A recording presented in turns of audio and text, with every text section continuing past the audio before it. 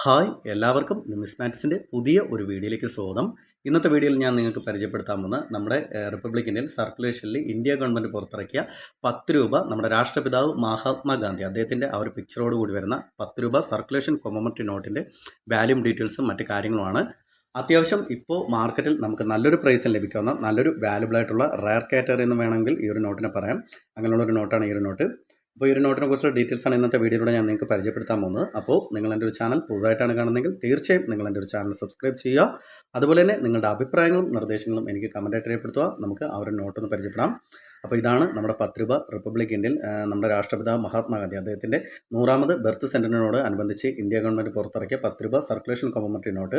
ഈ ഒരു നോട്ട് ഏകദേശം 1969-70 കാലഘട്ടങ്ങളിലാണ് നിലവിലുണ്ടായിരുന്നത്. ഈ ഒരു നോട്ട് നിർമ്മിച്ചിരിക്കുന്ന പേപ്പർ മെറ്റൽ ഉപയോഗിച്ചാണ് ഈ ഒരു നോട്ട് നിർമ്മിച്ചിരിക്കുന്നത്. ഈ ഒരു നോട്ടിൻ്റെ സൈസ് വരുന്ന 137x63 mm ആണ്. ഈ ഒരു നോട്ടിൻ്റെ ഷേപ്പ് വരുന്ന റെക്ടാങ്കുലർ ഷേപ്പാണ്. ഇനി നമുക്ക് ഈ ഒരു നോട്ടിൻ്റെ മുൻവശം പുറകുവശം വരുന്ന ഡീറ്റെയിൽസ് ഒന്ന് പരിചയപ്പെടാം. അപ്പോൾ നമ്മുടെ 10 രൂപ രാഷ്ട്രപിതാവ് മഹാത്മാഗാന്ധിയുടെ ആ ഒരു നോട്ടിൻ്റെ മുൻവശം ഈ ഒരു ഭാഗമാണ്. നോട്ടിൻ്റെ മുൻവശം ഏറ്റവും മുകൾഭാഗത്തായിട്ട് റിസർവ് ബാങ്ക് ഓഫ് ഇന്ത്യ എന്നുള്ള ഇംഗ്ലീഷ് ലെറ്റർ കൊടുത്തിട്ടുണ്ടായിരിക്കും. അതിന് താഴത്ത് ഭാരതീയ റിസർവ് ബാങ്ക് എന്നുള്ള ഹിന്ദി ലെറ്റർ കൊടുത്തിട്ടുണ്ടായിരിക്കും. ലെഫ്റ്റ് സൈഡ് ഈ ഒരു ഭാഗത്തായിട്ട് I promise to pay the sum of 10 rupees എന്നുള്ള ഇംഗ്ലീഷ് ലെറ്ററും റൈറ്റ് സൈഡ് ഹിന്ദി ലെറ്ററും കൊടുത്തിട്ടുണ്ടായിരിക്കും. സെൻറ്ററായിട്ട് ഈ ഒരു നോട്ടിൻ്റെ വാല്യൂ 10 രൂപയാണ്. അപ്പോൾ 10 എന്നുള്ള അക്ക ഇവിടെ കൊടുത്തിട്ടുണ്ടായിരിക്കും. ലെഫ്റ്റ് സൈഡ് ഈ ഒരു ഭാഗത്തായിട്ട് വാട്ടർമാർക്കാണ്. വാട്ടർമാർക്ക് വരുന്ന അശ്വസ്തമാണ്. നമുക്ക് ഇവിടെ നോക്കി മനസ്സിലാവും വാട്ടർമാർക്ക് അശ്വസ്തമാണ് വരുന്നത്. വാട്ടർമാർക്കിന് ചേർന്ന് കോർണറായിട്ട് തന്നെ ഈ ഒരു നോട്ടിൻ്റെ വാല്യൂ 10 രൂപയാണ്. അപ്പോൾ 10 എന്ന അക്ക ഇവിടെ കൊടുത്തിട്ടുണ്ടായിരിക്കും. ഏറ്റവും താഴെയായിട്ട് ഈ ഒരു നോട്ടിൻ്റെ സീരിയൽ നമ്പറാണ്. സീരിയൽ നമ്പർ ഇതാണ് വരുന്നത്. H89 30 88 75 എന്നുള്ള സീരിയൽ നമ്പറാണ് വരുന്നത്.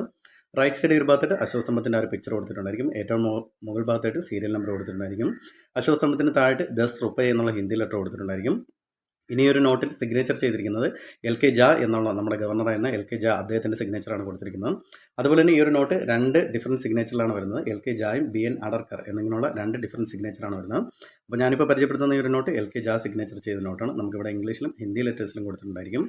അപ്പോൾ ഇത്രയും കാര്യങ്ങളാണ് ഈ ഒരു നോട്ടിൻ്റെ മുൻവശം വരുന്ന ഡീറ്റെയിൽസ്. ഇനി നമുക്ക് ഈ ഒരു നോട്ടിൻ്റെ പുറകുവശം ഒന്ന് പരിചയപ്പെടാം. അപ്പോൾ ഈ ഒരു 10 രൂപ നോട്ടിൻ്റെ പുറകുവശം ഈ ഒരു ഭാഗമാണ്.